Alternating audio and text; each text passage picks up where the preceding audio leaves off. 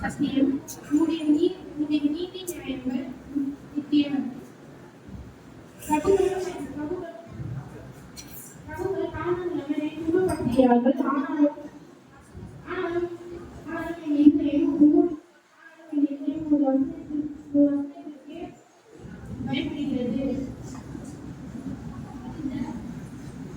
மிகுந்த கொள்ளையுடைமையாகி கிடைக்கிறார். கண்ணுடையார் வழிவது போல நான் உனது வார்த்தையிலே மொழிகிறேன். பொய்யை பகைத்து அலறுகிறேன். உன்னுடைய வேதத்தையே நேசிக்கிறேன். உனது நீதி நிமித்தம் ஒரு நாளில் 7 தரம் உண்மை துதிப்பேன்.